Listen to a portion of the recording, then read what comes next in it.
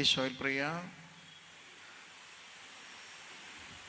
ബിജു അച്ച, പ്രിയ രഞ്ജിത്ത് അച്ച, സ്നേഹമുള്ള മാതാപിതാക്കളെ, യുവജനങ്ങളെ, കുഞ്ഞുങ്ങളെ, ഇന്ന് നമുക്കെല്ലാവർക്കും വളരെ സന്തോഷമുള്ള ദിവസമാണ്. നമ്മളിന്ന് റോസാ മിസ്റ്റിക്ക മാതാവിൻ്റെ തിരുനാൾ ആചരിക്കുകയാണ്. കുറച്ച് ദിവസങ്ങളായി നമ്മൾ നൊവേനയും പ്രാർത്ഥനയും അതിൻ്റെ അവസാനം കൺവെൻഷനും ഒക്കെയായി, കൺവെൻഷൻ്റെ ഈ അവസാന ദിവസമായിട്ട് ഈ ദിവസം നമ്മൾ ആചരിക്കുന്നു. ശരിക്കും 13-ാം തീയതിയാണ്, ഞായറാഴ്ച ആയതുകൊണ്ട് അതിൻ്റെ പിറ്റേ ദിവസം, തലേ ദിവസം നമ്മൾ ഈ തിരുനാൾ ആചരിക്കുകയാണ്. പരിശുദ്ധ അമ്മയോടുള്ള നമ്മുടെ സ്നേഹവും ഭക്തിയും അടുപ്പവും എന്തുമാത്രമാണെന്ന് നമുക്കിതിനകത്തുനിന്ന് വ്യക്തമാണ്. എല്ലാവരും നിറഞ്ഞിരിക്കുന്നു. പല നിയോഗങ്ങൾ വെച്ച് പ്രാർത്ഥിച്ചുകൊണ്ട് പരിശുദ്ധ അമ്മയുടെ മാധ്യസ്ഥ്യം വഴി ഈശോയോട് പ്രാർത്ഥിക്കുന്നു. നമ്മൾ ബലിയർപ്പിച്ച് പ്രാർത്ഥിക്കുന്നു. അതൊക്കെ വളരെ സന്തോഷമുള്ള കാര്യമാണ്. റോസാ മിസ്റ്റിക്ക എന്ന വാക്ക് ലത്തീൻ വാക്കാണ്. റോസാ മിസ്റ്റിക്ക, അതിൻ്റെ ഇംഗ്ലീഷ് മിസ്റ്റിക്കൽ റോസ്. അതിൻ്റെ മലയാളം നമ്മൾ ലുത്തിനിയയിൽ ചൊല്ലുന്നൊരു പ്രാർത്ഥനയാണ്, ഒരു അപദാനമാണ്. അതേതായിരിക്കും? ദൈവരഹസ്യം നിറഞ്ഞിരിക്കുന്ന പനിനീർ പുഷ്പമേ, അതാണ് റോസാ മിസ്റ്റിക്ക. ഒരു പനിനീർ പൂവിൽ ദൈവരഹസ്യം മുഴുവൻ അടങ്ങിയിരിക്കുന്നു. പനിനീർ പൂവ് എന്ന് വിളിക്കുന്നത് പരിശുദ്ധ അമ്മയെയാണ്. പനിനീർ പുഷ്പം എന്ന് വിളിക്കുന്നത് പരിശുദ്ധ അമ്മയെയാണ്. കാരണം പനിനീർ പുഷ്പത്തിന് പല ഗുണങ്ങളുണ്ട്. ഒന്ന്, ആരെയും ആകർഷിക്കുന്ന ഒരു പുഷ്പമാണ് പനിനീർ പുഷ്പം, റോസാ പുഷ്പം. നല്ല ഒരു റോസാപ്പൂ കണ്ടു കഴിഞ്ഞാൽ ആരാണ് നോക്കാത്തത്? എല്ലാവരും നോക്കും. മനുഷ്യരായിട്ടുള്ളവരൊക്കെ നോക്കും.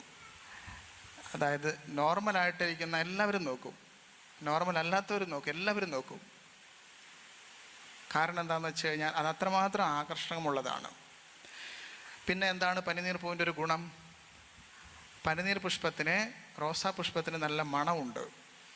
സാധാരണ ബഡിൻ്റെ കാര്യമല്ല പറയുന്നത്, അതിനുണ്ടൊരു മണം. പക്ഷേ ഈ സാധാരണയായിട്ടുണ്ടാകുന്ന റോസാ പുഷ്പത്തിന് നല്ല മണമാണ്. അത് ഭക്ഷ്യയോഗ്യവുമാണ്, അത് കഴിക്കാൻ പറ്റും. അതുകൊണ്ട് പലതരം സംഭവങ്ങളൊക്കെ ഉണ്ടാക്കും, സൗന്ദര്യവർദ്ധക വസ്തുക്കളൊക്കെ ഉണ്ടാക്കും. അങ്ങനെയൊക്കെയാണ്. അതിന് നല്ല സ്മെല്ലുണ്ട്. അതുപോലെ നിങ്ങൾ അവിടെ നിന്ന് താഴേക്ക് ഇങ്ങോട്ട് നോക്കിക്കഴിഞ്ഞാൽ നല്ല മനോഹരമായ തണ്ടുണ്ട്, നല്ല ബലിഷ്ഠമായ സ്റ്റെമ്മ് അതിനുണ്ട്. കള്ളിച്ചെടി പോലെയല്ല, നല്ല ശക്തിയുള്ള തണ്ടാണ് അതിനുള്ളത്. ആ തണ്ടിൽ നോക്കിക്കഴിഞ്ഞാൽ എന്ത് കാണും?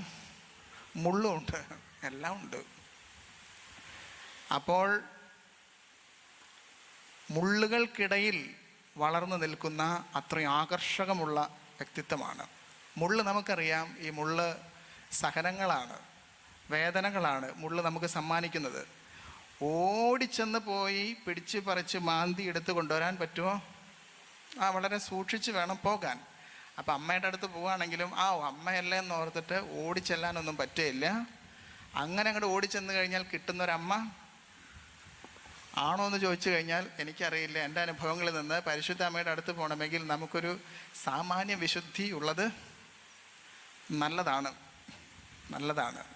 ജപമാല ചൊല്ലുമ്പോൾ നമ്മൾ ഓർത്തിട്ടുണ്ടോ? ജപമാല ചൊല്ലുമ്പോൾ എനിക്ക് എപ്പോഴും നോക്കിയാലും ഉറക്കം വരിക. നിങ്ങൾക്ക് ഉറക്കം വരുമോ? വരും. ഉറങ്ങാൻ വേണ്ടി ചൊല്ലുന്നതാണെന്നോ?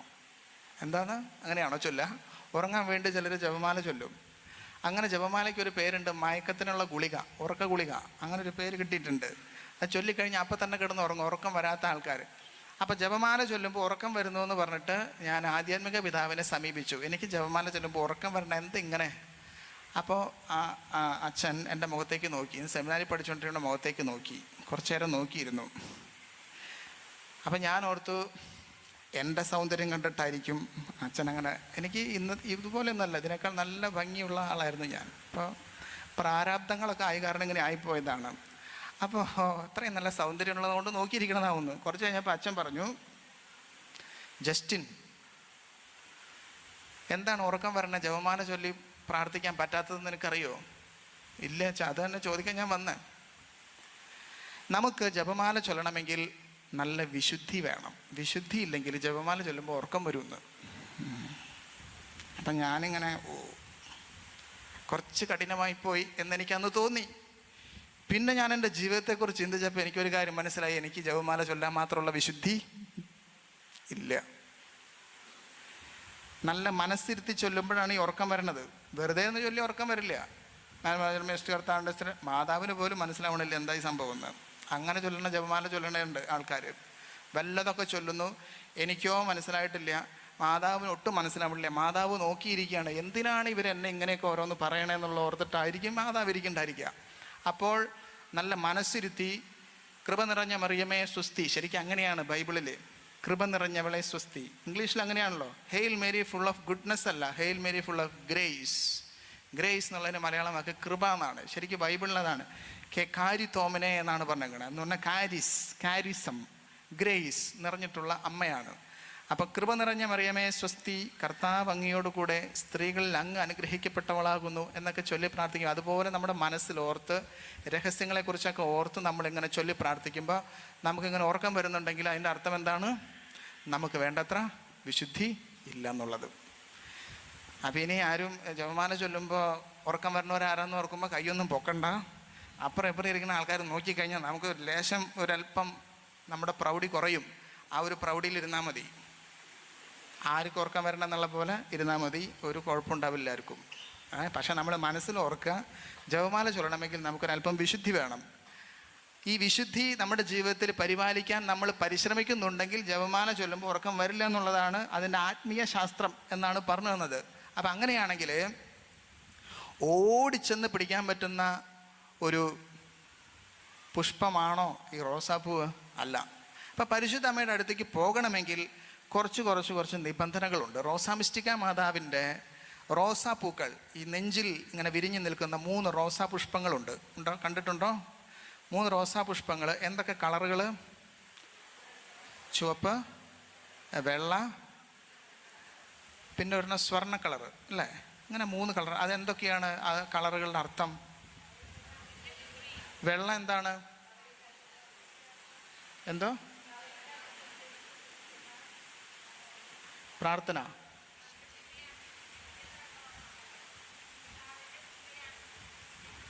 പിന്നെ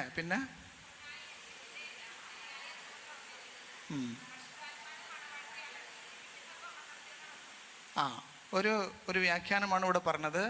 പിതാവായ ദൈവത്തിൻ്റെ പുത്രിയാണെന്ന് സൂചിപ്പിക്കാൻ വേണ്ടി വെള്ള റോസാപ്പൂവ്, പുത്രനായ ഈശോയുടെ അമ്മയാണെന്ന് സൂചിപ്പിക്കാൻ ചുവന്ന റോസാപ്പൂവ്, പരിശുദ്ധാത്മാവിൻ്റെ മണവാട്ടിയാണെന്ന് സൂചിപ്പിക്കാൻ സ്വർണ്ണ നിറത്തിലുള്ള റോസാപ്പൂവ്. മണവാട്ടിക്കാണല്ലോ സ്വർണം കൂടുതൽ ആവശ്യം. അപ്പം അതുകൊണ്ട് സ്വർണ്ണ റോസാപ്പൂവ്. ഇത് 3. ഇനി വേറൊരു അർത്ഥമുണ്ട് അതിന്. എന്താണ്?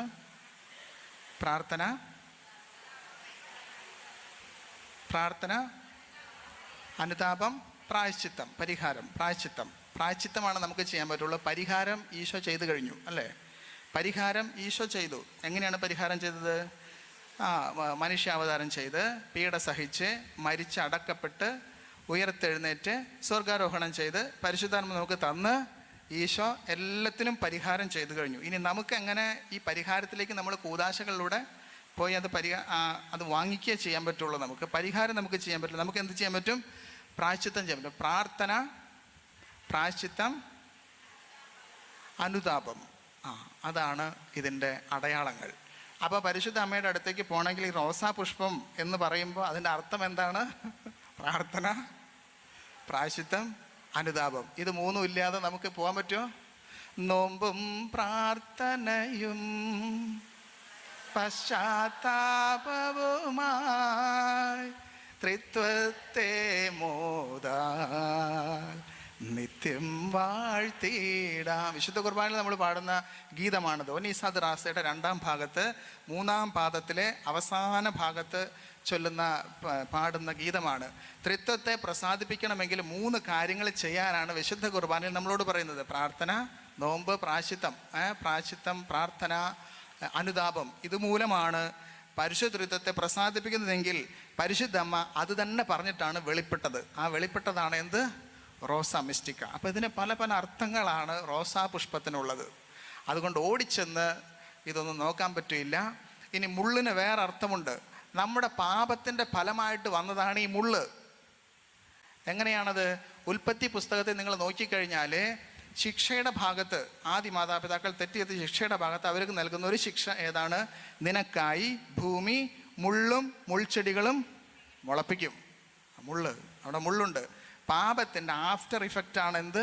മുള്ള്. ഇത് കഴിഞ്ഞ് കുറച്ച് പോയി കഴിഞ്ഞാൽ ഉൽപ്പത്തി പുസ്തകത്തിൽ തന്നെ അബ്രാഹത്തിൻ്റെ ബലിയുടെ സമയത്ത് ഇസഹാക്കിനെ ബന്ധിച്ച് അവിടെ കിടത്തി അബ്രാഹാം കുഞ്ഞിനെ വെട്ടാൻ വേണ്ടി വാളോങ്ങിയപ്പോൾ അവനെ തടഞ്ഞൊരു മാലാഖ പ്രത്യക്ഷപ്പെട്ടു പറഞ്ഞു, കുഞ്ഞിനെ ഉപദ്രവിക്കരുത്. അവൻ തിരിഞ്ഞു നോക്കിയപ്പോൾ ഒരു മുട്ടാടിനെ കണ്ടു. എങ്ങനെ കണ്ട മുട്ടാടിനെ? കൂട്ടിൽ കെട്ടിയിട്ടിരിക്കുന്നതാണോ? അല്ല. എങ്ങനെ കെട്ടിയിട്ടിരിക്കുന്നതാണ്? മുൾച്ചെടികൾക്കിടയിൽ കൊമ്പുടക്കി കിടക്കുന്ന, നാവ് ഉടക്കരുത് ഇത് പറയുമ്പോൾ, മുൾച്ചെടികൾക്കിടയിൽ കൊമ്പുടക്കി കിടക്കുന്ന ഒരു മുട്ടാടിനെ കണ്ടു. ഇസഹാക്കിന് പകരം ആ മുട്ടാടിനെ ബലിയർപ്പിച്ചു. ഇങ്ങനെ നമുക്ക് പകരമായി മുൾച്ചെടികൾക്കിടയിൽ കൊമ്പുടക്കി കിടന്ന ആ മുട്ടാട് ആരുടെ പ്രതീകമാണ്? ഈശോയുടെ പ്രതീകമാണ്. ഈശോയുടെ പ്രതീകമാണ്. അപ്പോൾ ആ മുട്ടാട് പ്രത്യക്ഷപ്പെട്ടത് എവിടെയാണ്? മുള്ളിലാണ്. ഇനി മോശയ്ക്ക് കർത്താവ് പ്രത്യക്ഷപ്പെട്ടത് എവിടെയാണ്? ഒരു മുൾപടർപ്പിൽ പ്രത്യക്ഷപ്പെട്ടു. മുൾപടർപ്പ് അവിടെ തന്നെ നിൽക്കുന്നു, പക്ഷെ അതിനകത്ത് ദൈവ സാന്നിധ്യം ഇങ്ങനെ നിറയുന്നു. അതെന്താണ്? പാപികളായ നമ്മുടെ ഉള്ളിൽ ദൈവത്തിൻ്റെ സാന്നിധ്യത്തെ കാണിക്കുന്ന ഭാഗമാണത്. മറിയത്തിൻ്റെ പ്രതീകമായിട്ട് തന്നെ പറയാം.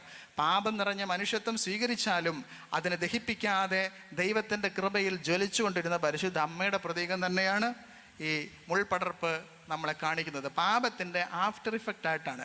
ഇനി കുറച്ചിങ്ങോട്ട് പോന്നു കഴിഞ്ഞാൽ നിങ്ങൾ പുതിയ നിയമത്തിൽ ഇതുപോലെ കാണും. മുൾച്ചെടികൾക്കിടയിൽ വീണ വിത്ത്, ദൈവവചനം. ഈ വിത്ത് മുളച്ചു പൊങ്ങാൻ പറ്റിയോ? മുളച്ചു പൊങ്ങിയെങ്കിലും മുൾച്ചെടികൾ അതിനെ ഞെരുക്കിക്കളഞ്ഞു. എന്താണ് മുള്ള്? സുഖലോലുപത, ജീവിത വ്യഗ്രത എന്നീ മുള്ളുകളാണ്. ഈ മുള്ള് ഇനി പോയി കഴിഞ്ഞാൽ ഒരു സ്ഥലത്തും കൂടി കാണും, കർത്താവിൻ്റെ തലയിൽ കാണും. അപ്പോൾ കർത്താവിൻ്റെ തലയിൽ എന്തുണ്ട്? നമ്മുടെ അവസ്ഥയുണ്ട്. നമ്മുടെ പാപകരമായ ഈ അവസ്ഥ കർത്താവ് തൻ്റെ ശിരസിൽ ഏറ്റെടുത്ത് വെച്ചിരിക്കുകയാണ്. മുൾക്കിരീടം ചാർത്തപ്പെട്ട് കർത്താവ് നിൽക്കുന്നു. ഇനി കുറച്ചങ്ങോട്ട് പോയാൽ പൗലോസിലേക്ക് ഇതുപോലൊരു മുള്ള് വരുന്നത് കാണാനുണ്ട്. എനിക്ക് ഒരു മുള്ള് നൽകപ്പെട്ടിരിക്കുന്നു. അപ്പോൾ കർത്താവ് എന്താണ് പറഞ്ഞത്? നിനക്കെൻ്റെ കൃപ മതി. ഈ മുള്ളിനെ കുറിച്ച് നീ പേടിക്കണ്ട. ഈ പാപത്തിൻ്റെ സാഹചര്യങ്ങളും പ്രശ്നങ്ങളും പ്രലോഭനങ്ങളും എല്ലാം ഉണ്ടാകും, എന്നാലും നീ എൻ്റെ കൃപയ്ക്ക് വേണ്ടി കാത്തിരിക്കൂ. അങ്ങനെ പാപത്തിൻ്റെ സാഹചര്യം അതിൻ്റെ ഉള്ളിൽ വളർന്നു വന്ന കൃപയാണ് ആര്? പരിശുദ്ധ മറിയം. അപ്പോൾ ഈ റോസാ പുഷ്പത്തിനുള്ള മുള്ള് നമ്മുടെ ഓരോരുത്തരുടെയും പാപ സാഹചര്യങ്ങളുടെ തന്നെ പ്രതീകമാണ്.